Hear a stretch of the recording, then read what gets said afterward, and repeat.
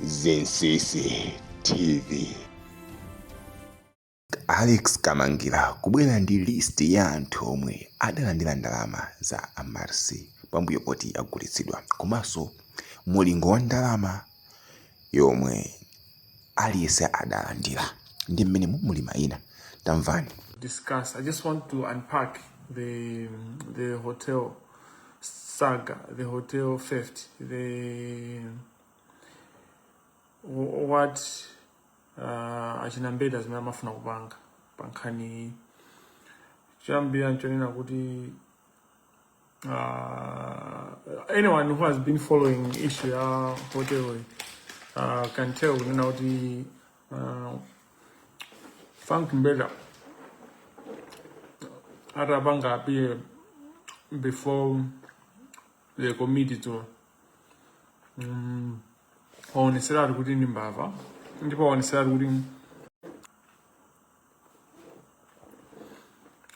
anali mudiu ndipo ndamene amakankha diu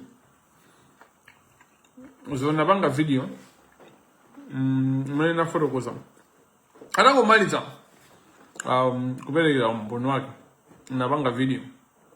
Before I even thought about it, before even I went back to listen to what he was saying, ndamvetsera kachiwiri dzulo lero mama ndaona kuti wina alesa amene amasata chilungamo ndipo amene akuyisata nkhani ya hotel imeneyi ndikumumvetsera Frank, ndikusanganene unena kuti Frank came out unscuffed. Wina aliyese amene amasata chilungamo koma say wina aliyese kuti amaganiza for aliyese amene amaganiza, and we have to accept that and we have to move on. But it was a sad sight. And I'm wondering, but nobody went to that President Arthur Peter Mutharika chimene akudikira ndi chani chifukwa zoti Frank ajo said it's not even a discussion. It's not even whether he's going to be fired. Frank will be fired. It's just a matter of when. But chimene ndikuopa ineyo nchonena kuti but how you know imene tikudikira kuti Frank ajo said kuchita zambiri ndipo pakuchitika zambiri and abalisa zinthu zambiri. Family uja ndiwononga, Frank uja ndiwononga.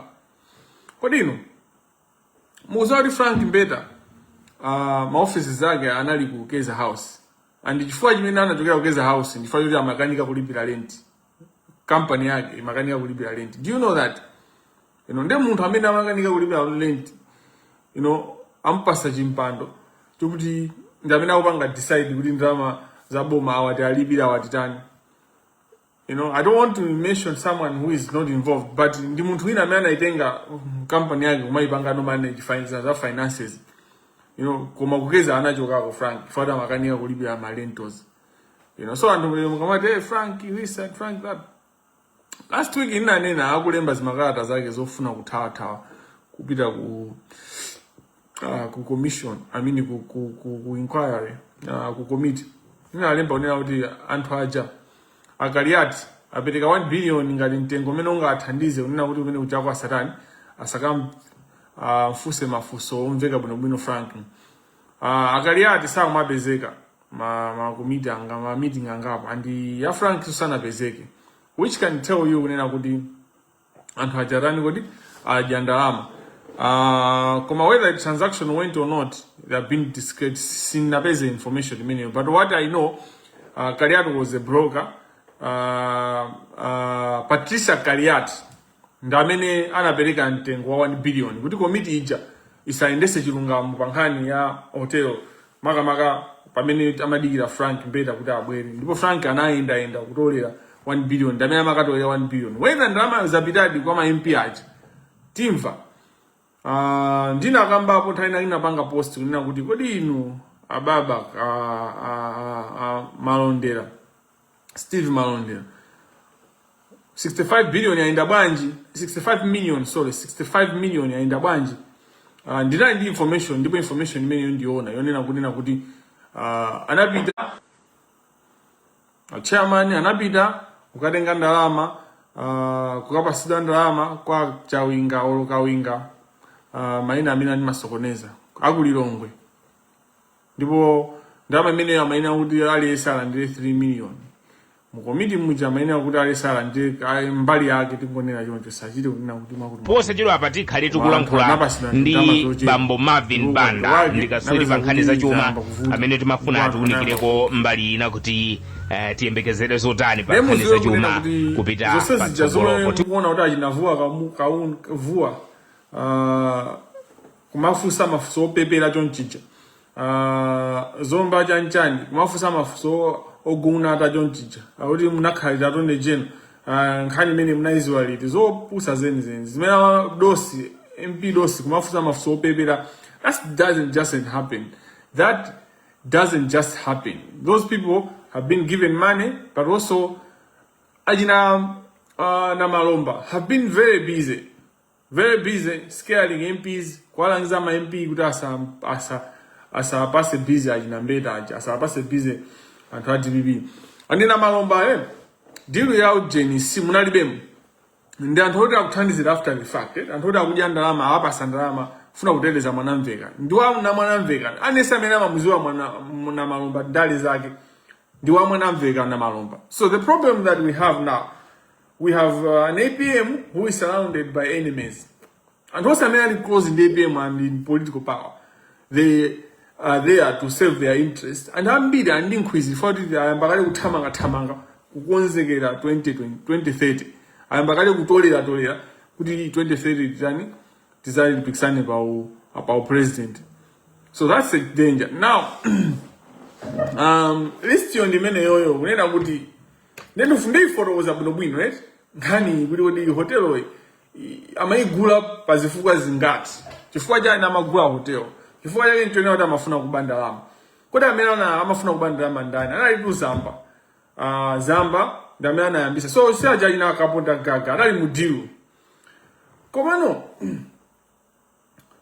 let's go back ndinazanena unena kuti the key player amene anathamanga kuposa Frank Mbeta nanena ndi Collins Maglass koma sinatambasule kunena kuti Collins Maglass kuthamanga unachokera pati where did he find the confidence apart from nina kambapo mbuyo zokhuza Collins Maglass kukhala key player pankhani ya manifesto ndi amazifira kuti DPP taibweresa ife tathamanga kujani ku opposition pana kuibweresa back into power kumano pamene sina fotokoze which is information that I've been gathering the past days.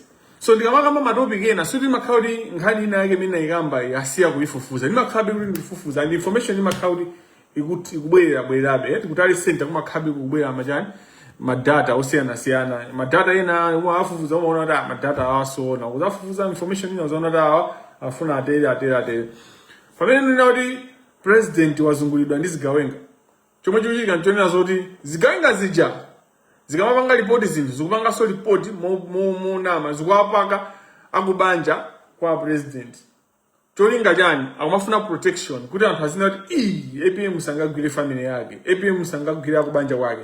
So we taitulukira imene kunena kuti zigawenga zimene zizi achina Gangata zigawenga zimene achina Collins Maglass they are using the family of the president akamaya yankhula kuti akhali ndi authority komanso kuopseza anthu ogwira ntchito zawo kuti kodi tumudiru mumulya kuti akuti kumatchula anthu akubanja kwa president koma iyi the syndicate ya that cartel and we have found out. So I believe anthu ena ake muli close ndi ya president IPM mpaka na pano sina president mpata oyankhula ndi president koma mpata ndi yankhula nawo. I'll speak with the president one on one.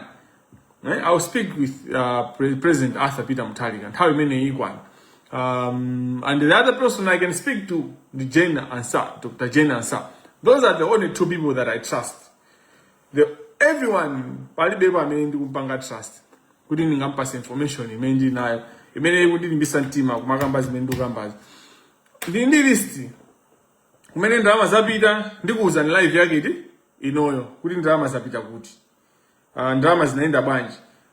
The 8 billion imene the 18 billion imene tukamba uli yagwidwa ndiya fiscal police financial not fiscal police amango gawana ndalama apolisi amadabwisa zochitika zawo bwana.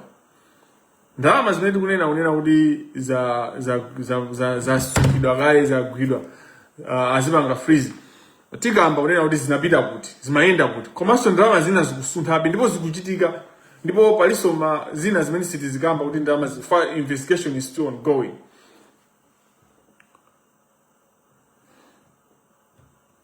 Ndiye akonizi magrasi chimene mungaziwe nchonena kuti akuyankha mlandu ndi dolo.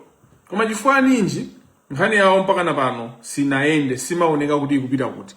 Chifukwa yake zona kuti MCP jaitalowa mbuma idayamba panga zake kenako mafuta akuvuta. Anthu amene amagulisa mafuta amatigulisa pa ngongole and business imatheka chifukwa kuti ma profit yawo makhala huge. They make a lot of money out of whatever business they are doing. So in fact amakwanisa kuti atigulisa pa ngongole, they don't lose even tikachira kupere. Koma anthu aja amakhaso ma kingpin. So that group Adalandila amene nda amene ananena kuti I want Collins to come back. And that's why munaona kuti even kumapeto ku Buluma appeared back Helen Buluma kuti Buluma so akuchokera kuti ndi gulake lomwe ndikatero yone kuti inasiya kuti ndikufuna Buluma ndamene ifeyo magazi ajanasiya kuti ndikufuna Buluma. Koma nkhani apa sikukamba za Buluma. Koma Buluma ujaso kubwera kwake ndimene anabwerera su Collins fa nkhani nthawi ya MCP. Chifukwa chimene Collins magrasi sana pasidwe udindo wina lose boma ilili ndifale kuti Collins ujamagwira ntchito ndi anthu a MCP. Mwafusi anthu ali ngati mumacheza ndi anthu a MCP. Collins was part of the government ya MCP nkhani ya mafuta. You know? So chifukwa chikuti amagwira bindi anthu aja iyo ja was still making money. So amatenga ndalama kumayikabe ku Japan. And up zamba aja atayamba deal ya amenities kuti agulise nda anzawa akaponda ngaga mwinaso ndi achakwera osaliso mwina ndi achakwera ataona kuti deal ija saimaliza anampanga lupini Collins magrasi kuli deal yakuti izimayenda chani zilipotere. So Collins magrasi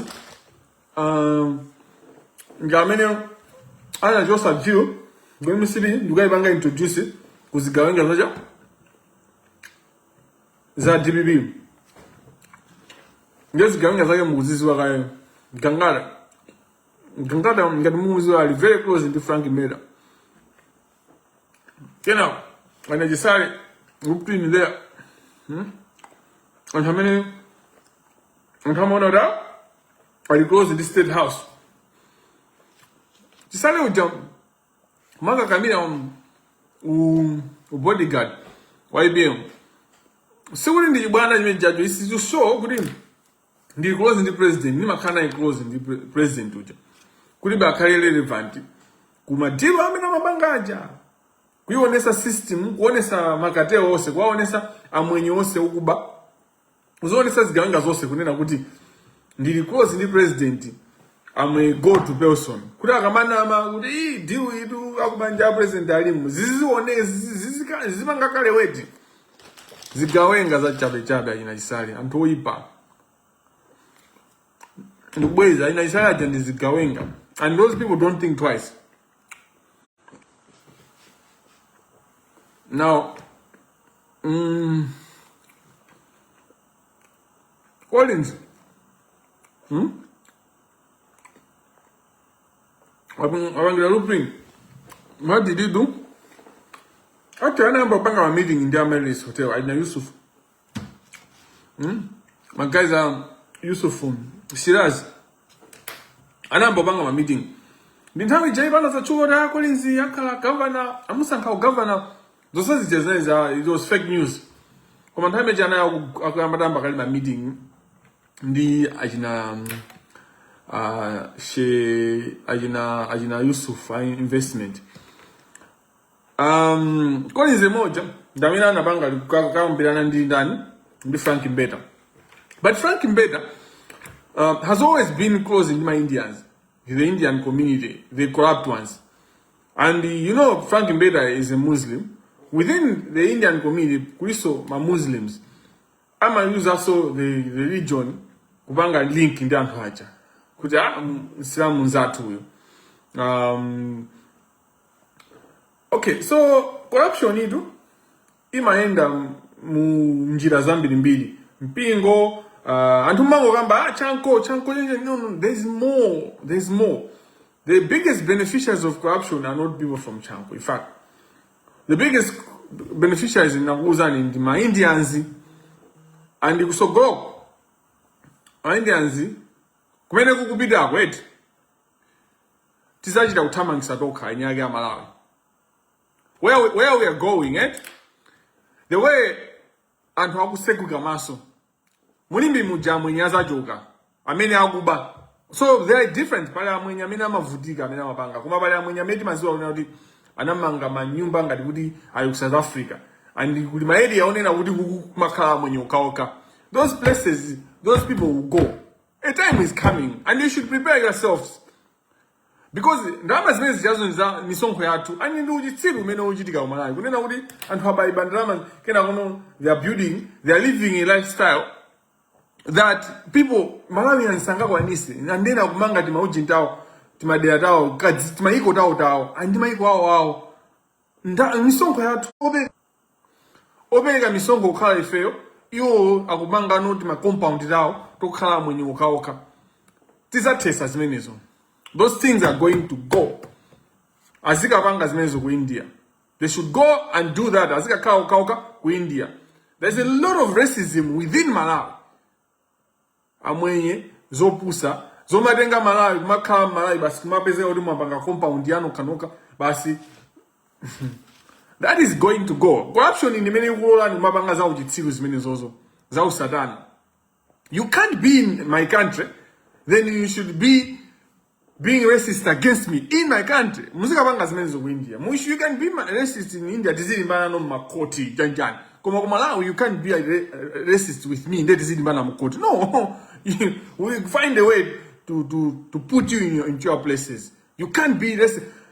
Ngati pale anthu amene amazuzika ku Malawi, anthu amene amagwira ntchito kwa amwenye. How does the government allow kuti amwenye azizuza Malawi in our own country?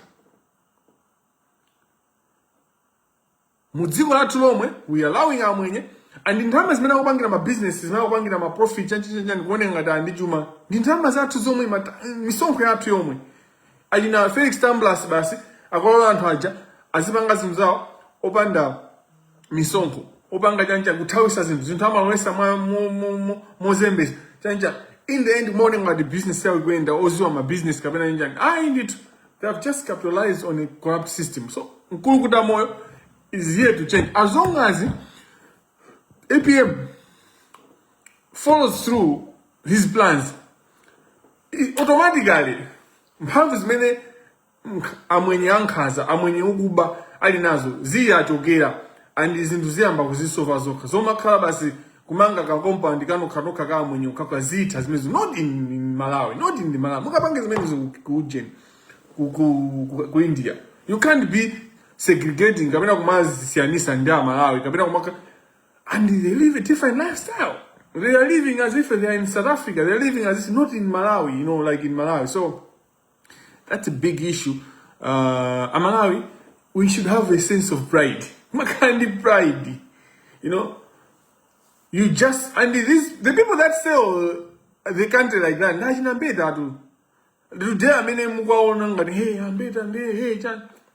nothing. Munusang kulepera kuyankha mfuso kwa MP Jazia. Amene amfusa direct amwene. Iniyo munatenga chiletso pa mulandu wanu ICB akufunafuna. Kuti nkhani imene pati. That question was very relevant because you are talking of fraud, right? Chimene anapitira Attorney General ku Parliament. Inali nkhani ya fraud. We are investigating fraud. Banki inali ndalama zakuti ndalama zija zinapeza kuti yakwezedwa kufika apa. Kuti inuyo mukuziwa wako jani. Munthu hoteroyo you need to find out kuti to establish the integrity of or the trustworthy kuti munthu mboni yokhulupirika. So you need to ask. Mina zimene ndi maluma zichabe zonena kuti ACB amafuna kuamanga ndi afuna kuamanga akufuna kuafufuza afuna kuafufuza iwo anathamanga kwatenga chileso kuti ya msandifufuze. and nkhani yoyilipatipo. That's very relevant. The whole issue and how Franco was being interrogated in parliament is funny because the parliamentarians were very poor, but Franco was so poor that that despite the parliamentarians being poor, he still came out defeated and done and dusted. Chifukwa kuti Frank Mbeda nkhani ayambe ifike mu office mwake. Malawi Law Society inapita ndi whistleblower kuti whistleblower rules kuchitika chako ndalama. So the advice many mapereka amaina kupereka attorney general had a foundation, and the foundation was there was an alarm, there was a cry kunali nditu kugujuza kusina khutu mlangizi wa boma kuti ukuoneka kuti kuchitika chinyengo.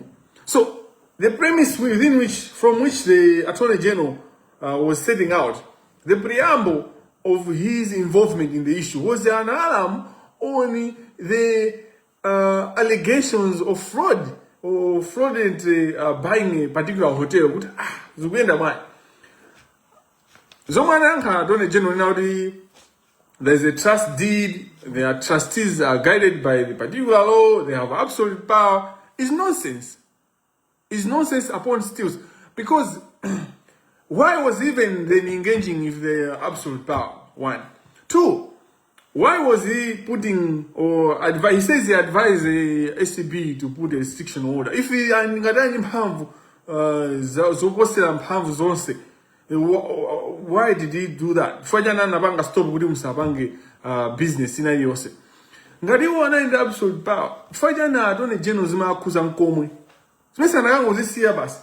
Why was even writing them letters? Why did the Reserve Bank of Malawi write the trustees good Musabange as many so don't do the transaction? Because there's a letter that they indicate.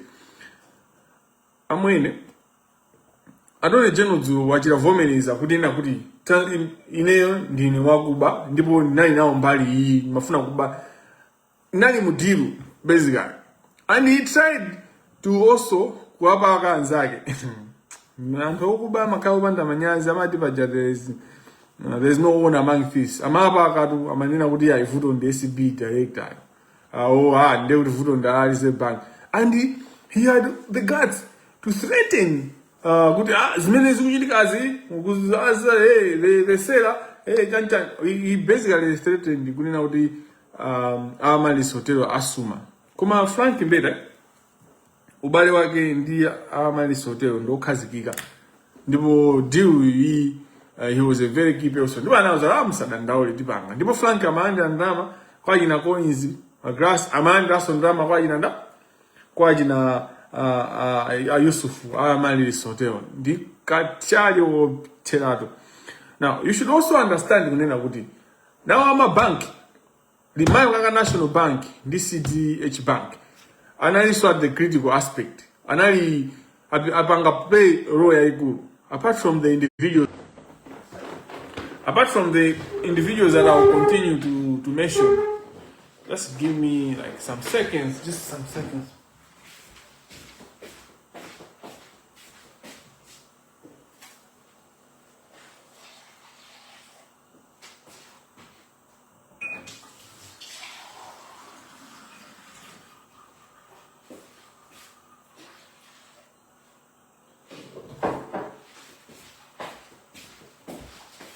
Yeah, so deal mene my bank, imagine a national bank. By my executive saying I am Kamangila. For him, but deal now also I'm bank pressurizing my trustees. Gomas. So I'm trying to national bank. Kuba kumena abanga antu kwandu kwa jimizi wambio. Mwaiwa na Omwe hotel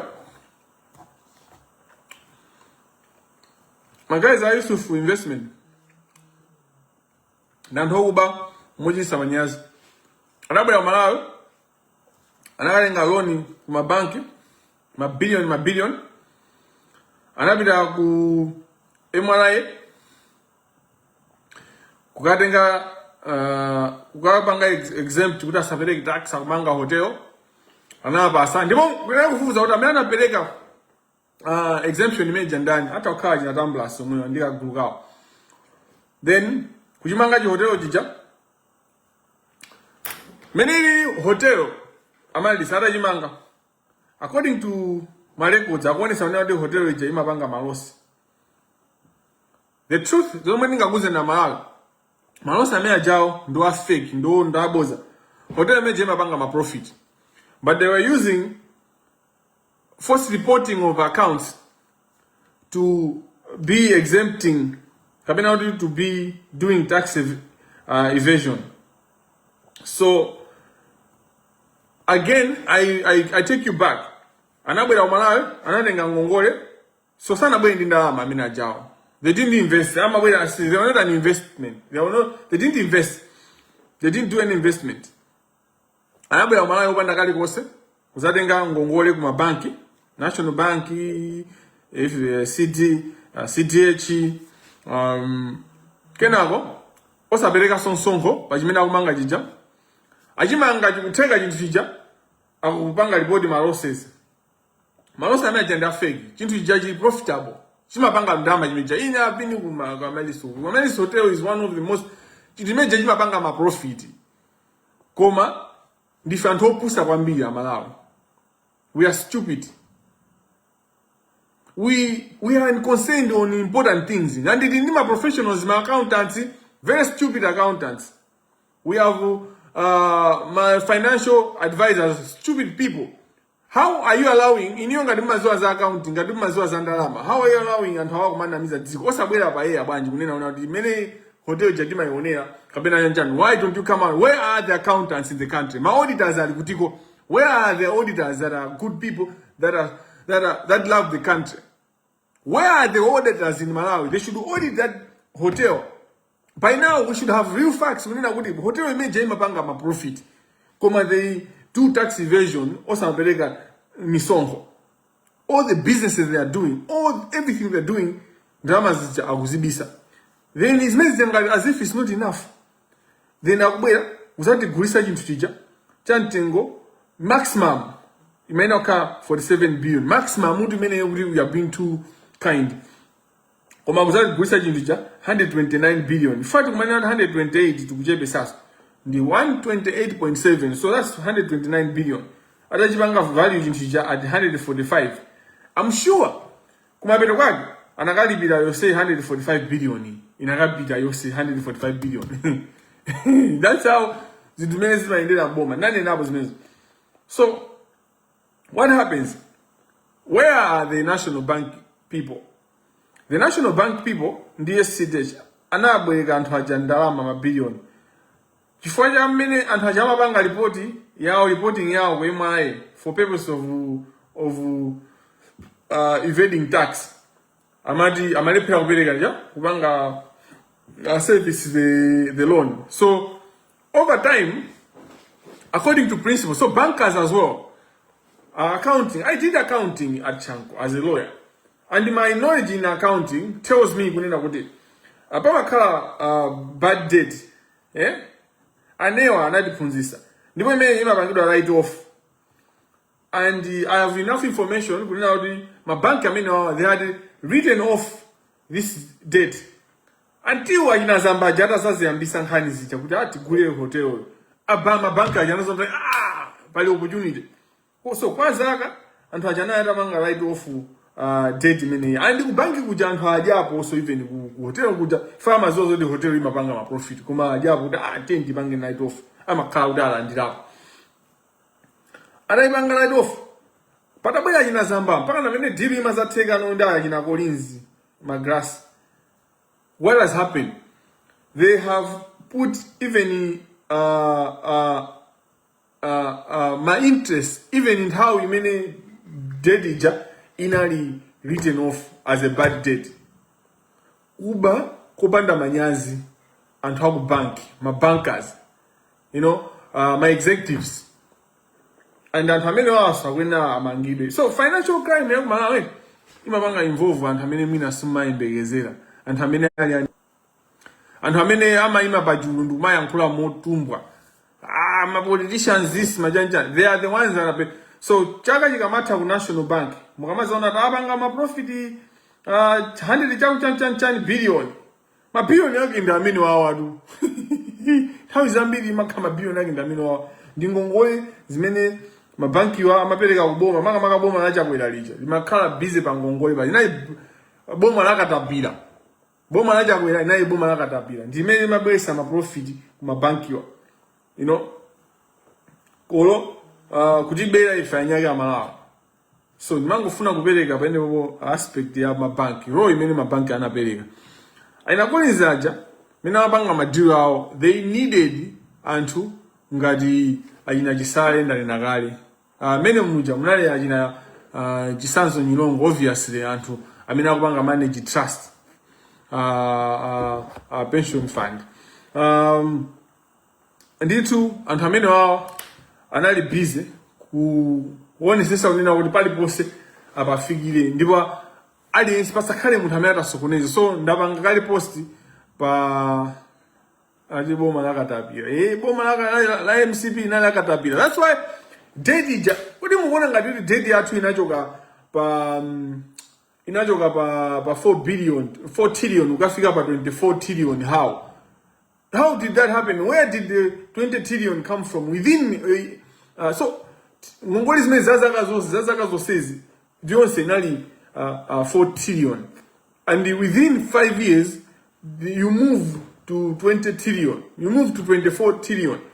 Why 19 trillion imene hii nthawi yachakwera yoka boma lakatapira kaya, and amapanga katapira ndi kumamuyika katapirayo mu NIF kena kwa jina Ayuba nkumabwera kumazabwera ndalama za NIF zija. Did you see what kind of stupidity this stupidity? And chakwera ni munthu mmodzi amene kusamangidwa wake mpaka na panopa ukuoneseni unena kuti tili kutali amalawi. Ifa chakwera akwena kumangidwa Niki chakwera akwena kumangidwa vitumbiko mumba akwena kumangidwa, kusamangidwa kwa anthu atatu awawo izikuoneseni unena kuti sitikupita kwena kulikonse as a country on fighting against corruption.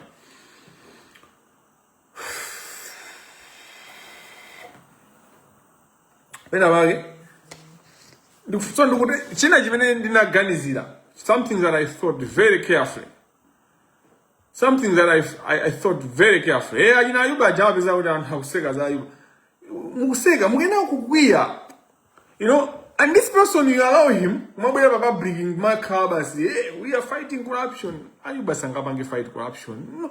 Munthu ina esamema mzwa Ayuba ndi corruption hiyo. That's why he goes to parliament, speaks badly to the speaker, and Ayuba ndoni mbantima. Ayuba is no, he wants the speaker amutuse abide akapange represent munthu, akapange law, akapange akalimire munthu mulandu ku court, you know. And if Ayuba ndo pusa, so Ayuba ndo chenjera, but he's not intelligent. He's not super intelligent. So okay, he's intelligent without doubt. Ndo chenjera and he's intelligent, but he's not super intelligent. Like intelligence again, they are average. Koma chifukwa is around the anthu ambiri ignorant, amaoneka kuti ndi super intelligent because he's around average people. Because he's around average people, and yeyo amazazoona ngati oganiza boko kwambiri. Ndifaka mapeza kuti akupanga ma mistake osakhala bwino. Munthu watuluka parliament kutulusidwa ndi MP, then akapanga post, kutulusidwa ndi speaker kuti wapalamula. Kutulusidwa ndi speaker ndi akapanga post zokhuza mlandu mina akayimirira anthu. Like, how dumb should you be? You're putting like, how dumb should you be? But anyway,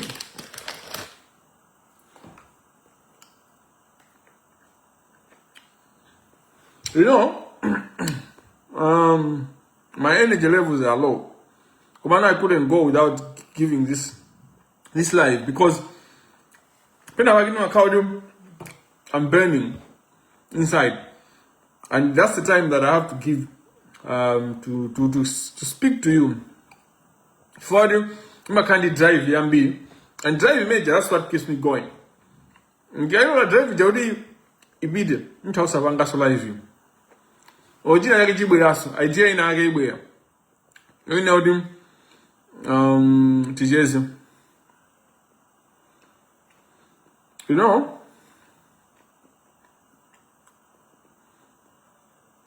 ambuye akali nanu Mr. Kamangila simuntu hambo.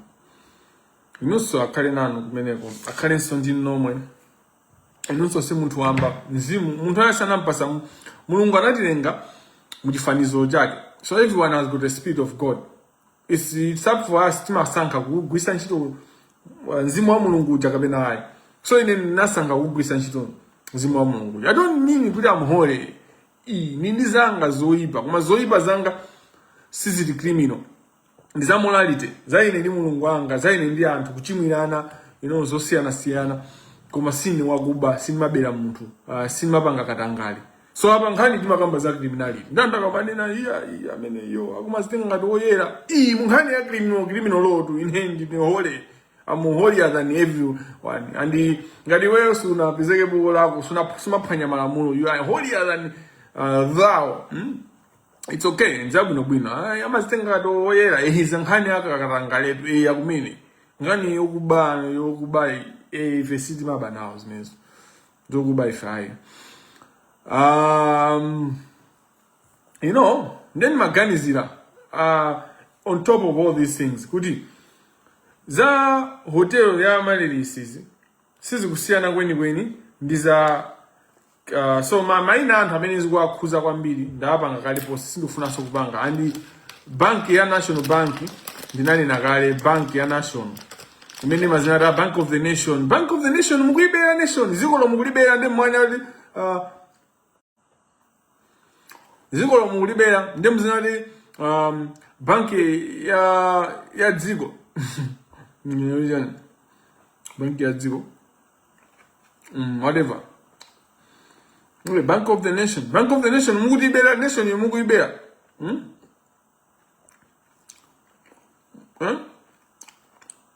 New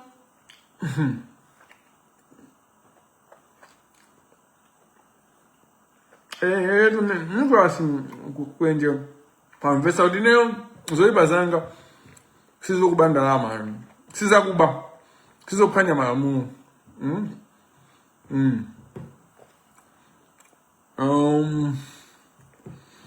mukayangana nkhani ya sigereke hotel kuba wake ndi kumene kuku chinthu chili worth 8 billion 7 billion auchigula 20 chakuti billion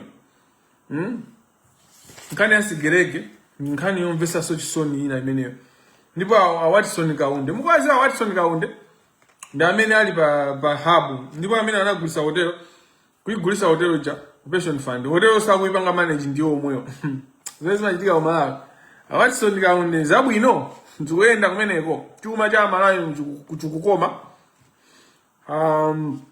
then mazazi yangana zinthu zino pa level kunena kuti chifukwa ninji I've been doing a research on this work. I've been drafting a letter. Yende pido umakwana. Ndikapyantima nimangofuna iwe uzibwera pemwe ndikumatira maphuzo. Fine maphuzo ama ndikanika utuluka. Ndimaganiza koma kuti ndituluse zimakanika. Epido phuzo la wenewo apase maphuzo a size yawo.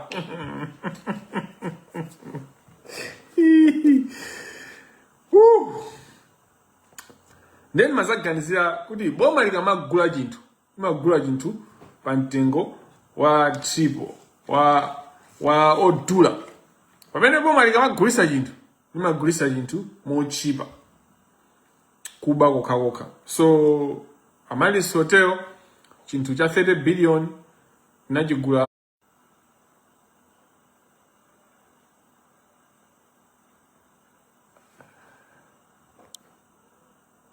akajeje akupanga zaini antuipa satana afuna alande live simuti tamadolo unama kwambiri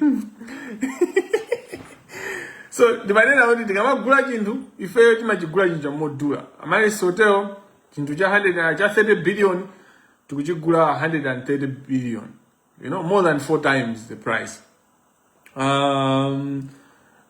Sigereke imene boutique chanchan chintu cha 7 billion inachigula 20 chakuti billion, 3 times the price. MSB chintu cha 50 billion tinachigulisa 1 billion kwa Mpinganjira. Tomu Mpinganjira anagula hotelo yathu magai ndikupika nde kuchoka kuona kuti nisaphelelese ndiwo chifukwa cha live. So I'm making an oxtail. I got an oxtail. Anyway, pamene chinthu ngati MSB chinthu cha 50 billion nachigulisa 1 billion. Mpinganjira anagula chinthu cha 50 billion pa mtengo wa 1 billion. Nkhani imene iyi sizatha. Nkhani imene iyi Tom aja ndi munthu wakuba kwambiri. Tom Mpinganjira ndizampangira live yake. Tom, I want to reveal kuti Tom amainda bwanji zake. So muona unena kuti MSB 50 billion tukugulisa 1 billion. Sigereke about 7 billion worth tukugulisa 20 chakuti billion. 3 times. Ichi mamali hotel chintu cha 30 billion tukugulisa 130 chakuti billion.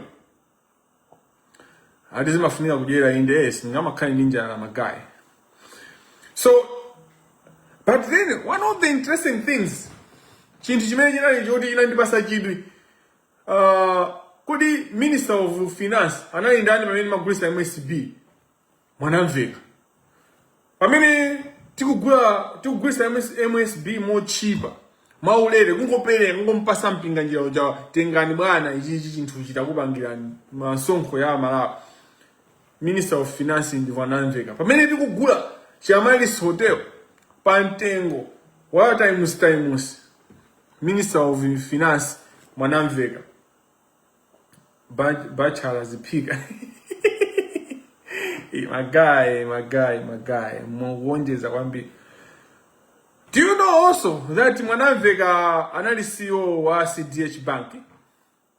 Do you know that Mwanamveka anali so the whole deal APM, the whole deal head smells Mwanamveka. Mwanamveka is at the hub. Do you also know what George Patrick ni Mwanamveka ndi chonchi? Deal imene machitika papa of course ku Reserve Bank of Malawi. Mkulu amene anali pakati Sopani Gondwe. Ndu amene Gondwe waku Reserve Bank. Pano pa wagula chigali moto chanyuwani chopuma ivu. Chigali moto chonena kuti kaya wachikwanisa bwanji ku Reserve Bank ku Sopani Gondwe. Mukwaziwa ngati aku Reserve Bank muli ndi munthu zina yake Sopani Gondwe mpange ni suspend. Apolisi thamangani mukamange Sopani Gondwe. Anthu onse amene mwena kwa amanga ndalemba pa post pa page banga. Wakuti. So inquiry imene kuchitika pa amene ndi yachibwana. Inquiry eni kuchitika apapa. Panopa pa page panopa. Page iyi ndimene ikuzani zimene zikuchitika. We don't need to use so information you're sending denial. So I'm not using taxpayers' money, but information you're sending denial. Pitani muga mange Mwanamveka, pitani muga mange Frank Mbeta, pitani muga mange Sopani Gondwe, pitani muga mange Collins Magalasi kachikena so amangidwe. Ndipo musampase belo. 5 Collins aba shaka aba. My financial crimes are Collins mena lidi akampankani ya kumanga usampasa belo before he committed the financial crime, agoyanka financial crime. So bells Collins siteka, ndipo isikwena kuteka. Atawe kapena kumawiko. According to the law. So I'm a pro-humanist advocate. But according to the law, munthu ngati ali pa bail, ndimwapeza kuti akupitisa kupanga committing financial crimes. Sakwena kupasida bail. Okay, makoti kumeneko. Kaya mupita pa koti ya Amanda, nakuza kuti Ken Manda anabwelera ku koti. Anabwelera ku koti. Hawanga na polisi jangu mukamange. So ma banki yuko ma finance majina mijiga Witkins. Ndikumalizani. Nini ajina mijiga Witkins ndikumalizani ndikuzoa madilo anonso. Musamaye sema fana. Musamaye sema. Ndimalize. Dunena kuti dramas.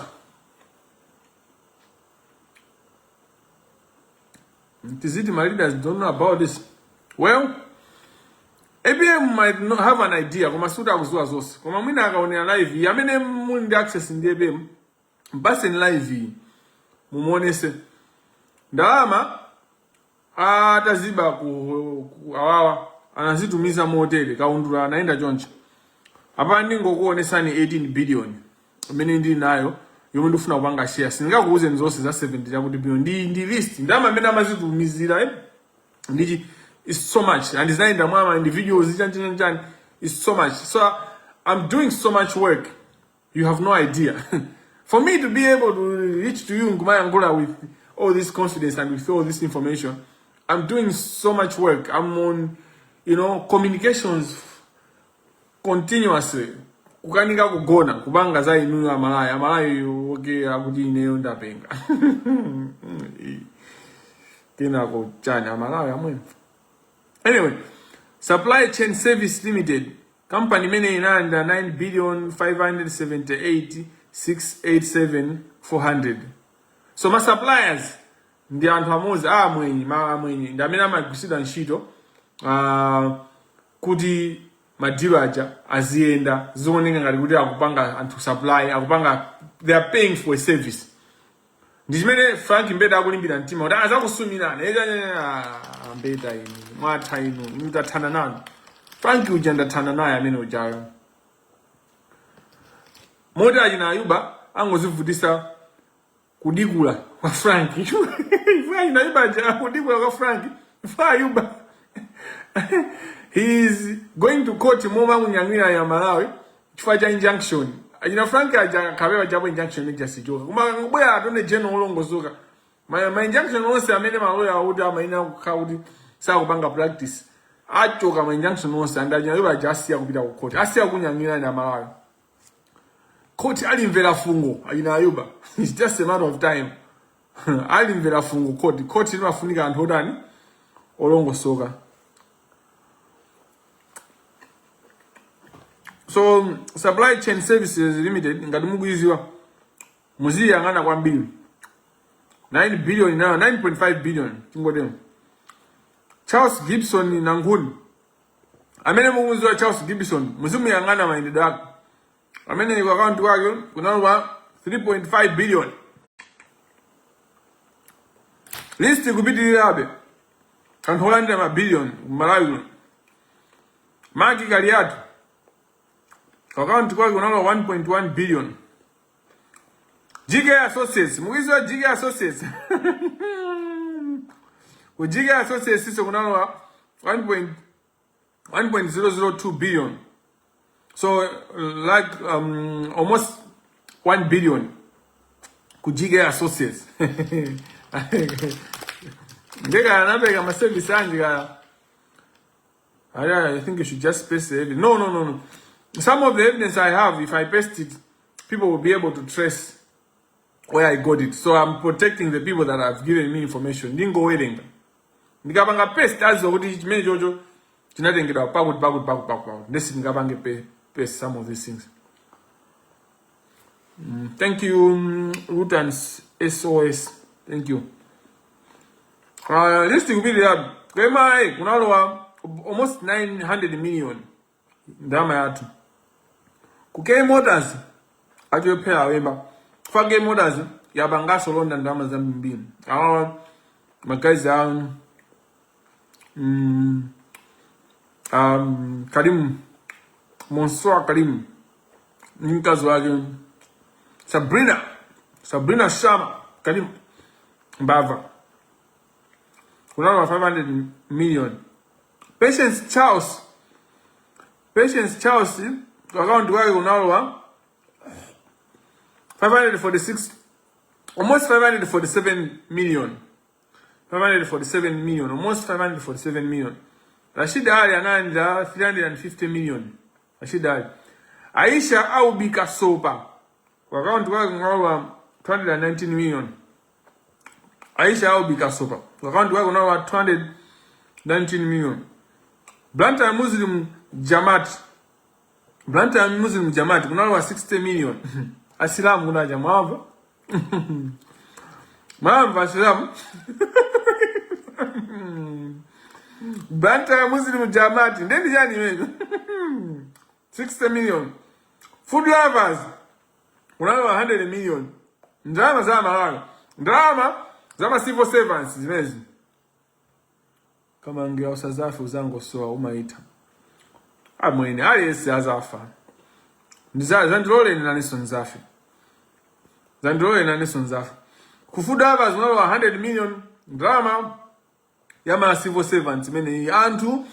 Amina wina kulandira ndalama izizi. Chimene ndikuitenga ine. What makes me angry is the fact that antu ukudagwira ntchito zaka zambiri mbiri kutumikira dziko la Malawi akupuma ntchito 1 akulandira ndalama zonyenyeka 2 ndalama zonse sakulandira fa ndalama zizi kuti ziyendesedwa bwino tango ndipasani chabwino ineyo fund yo ndiyendese bwanji just give me the fund I should just andipaseni fund yo ndiyendese muone ndalama mene ziziyendera kwa civil servants muone mene tiyayipangire tiyendesa bwino fund ija anthu azilandira pension yolongo so bwino pano pandango kuya ano tango ndipasani fund yo ndiyendese kodi simukudabwa kunena kuti chiyambire ni kupanga za inquiry maimpi aja sanafuse kuti kodi fund how much is the fund because anthu amene ajenda atambwali ajina baba oseaja mena limene ajina noyo libaja. The politicians in Malawi, they are very selfish.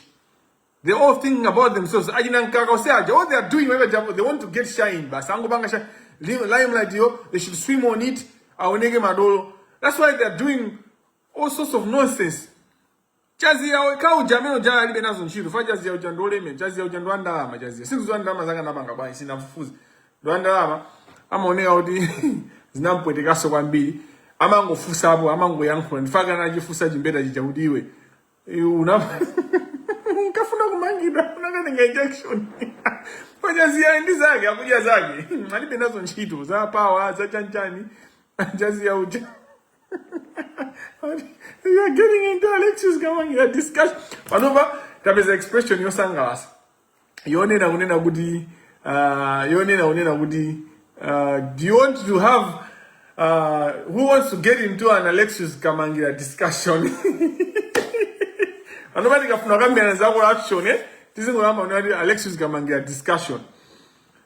Chimene chimani piyesa ntima nchonena kuti anthu amene akugwira ntchito mboma ndi anthu ovutika kwambiri andi akamaliza ntchito yawo amaina kuti azilandira azituluka bwindika bwino andika ndalama amene kubeza kutuluka kabwino ngati ndalama ije kupangidwa zikugwirisira ntchito bwino zikupangidwa invest mu zinthu zoyenera zabwino ndipo ma investment okwanira alipo chifukwa chani ifeyo timakabwereka ndalama ku mabanki osabwereka ndalama ku fund ija bwanji boma limafuna zipereka interest yambiri ku FDH bank ku National Bank ku chanjani osamabwereka ndalama ku fund ija bwanji kuti ma civil servants azikhala ndalama zambiri ati Mulungu wants to join you. Mulungu wants to join you. Zama siramusi basi. Aponye ni boya diwaziwe basi. So that's why I'm angry. So magamba za food lovers kunalo 100 million. Ku centenary services kunalo 75 million. Ku jail Brink Mauritius. Kungona dzina ukalo za kubazeni. Jail Brink Mauritius kunalo 59 million, almost 59.5 million, almost 60 million as well. Dorothy Masina account yake anaenda 43 million. Dorothy Masina anaenda 43 million. And wasa abolisi mnaina kwa amanga ka. Panoba by now maina wakadu maamanga. Maina kama maamanga ajina Dorothy afu pa mina ndamera fotokoze kuti ndama zimapita kwa ndani faiwa nayo ngopasiba Dorothy Masina 43 million. Jackson P anaenda 29 million. Aaron Chalunda ndi 10 million imene alwa account kwake ndipo LMJ Hospital kunalowa 10 million. Yonse pamozi itika iwerengesera atika nkhanisa ikukwana 18 billion 99 million 117 991 26 tambala etu imene ili mmanja mwa fiscal not fiscal fear yayigwira chonchi ndiye kuli zonse pamodzi tikaonkhesa ndi 70 chakuti billion 70 chakuti billion 71.6 billion imene yagwidwa ndifaka inambera ajama njenjemera pepa chifaka kuziwa kuti agwira ganyu waulere ndifaka kuopseza kuti azakusumira anitu ifo agwira ganyu waulere achosedwaso ntchito abwerera azikakanika kulipira rent. So yeah, this is where the real inquiry kuchitika, accountability table ndinoyo ndipo anthu ati agwira malo osagwira ndi manja mwathu muli sabola ndipo amva mbebe chaka chake ndi chino anyoza ndithu koma ife sangati kwanisi. Next time ndibwera ndinayo opsha kwambiri chifukwa I think anthuwa ndatopa nawo masungira ulemu ndimafuna kuti system iyende koma panopa I think tingoyenera tizuke amalawo.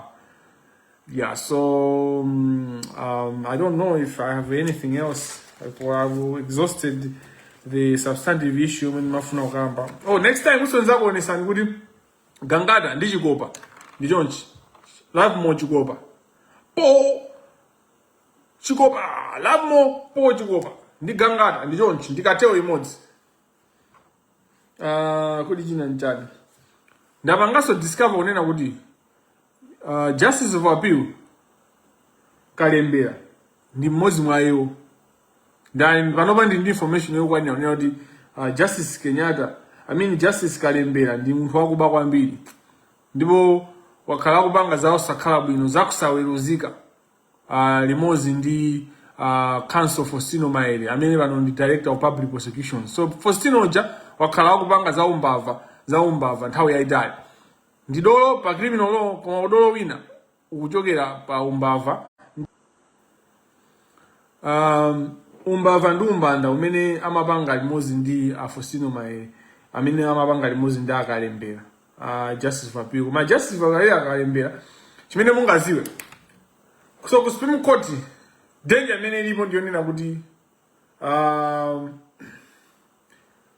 amapanga litaya a Chief Justice nthawi yawo imene yakwanira kuti apange litaya kubwera chikopa chikopa andi 7 years akamanza maliza 7 years chikopa azakhala akabanda apanga litaya anthu so the next azakhala kalembera mbavaso ina imeneyo chigawenga Justice of Appeal kalembera tapeza information yokwanira yona kuti amene ndi chigawenga ndithu ndwakuba mkulu ameneyo ndiye pamene jana ikiratu tutoka kwa Chief Justice amene so you know Ken Manda ndi Chief Justice ndi family imodzi ka ndipachibale anakwatira kumodzi. Ken Manda ndi Nzika Manda ndipachibale ka anakwatira kumodzi koma these people they are also related ndi Joyce Banda ka Joyce Banda is related ndi anthu awale amene tingoti Richard Banda their family ndi banja lawo limodzi awati katenga ina Ken Manda awale Nzika Manda ndi Richard Banda ndi akufamily then ndifake so awa Chikosa Banda akuchanko amakamba zaine kwambiri muni nyoza ifani ndi family imodzi ndi pachibale ndi Chief Justice so ndi ma beneficiaries amene ifani bambo awo to Chikosa Banda akuchanko amene amaphunzitsa ku law school anaiso a lawyer you know so ndi pachibale bawo so kundinena kwina kumene amalimbana nani sikuti ifani kuti is being objective koma ifani ndi manenera abale ake Nzika Manda ndi achina Ken Manda ndi Richard Banda so umalali jedi ukatangale amaenda ma families and it's why people protect these families. Niza kuonesani bwino kuti kodi sikulina tree where is Africa Sambala in the whole thick of things, where is Chikopa, where is this? So I have got so much connection of how these things work. No one can touch me. I have no price. There you get it, the truth as it is. za mali soteo tilekere pompo.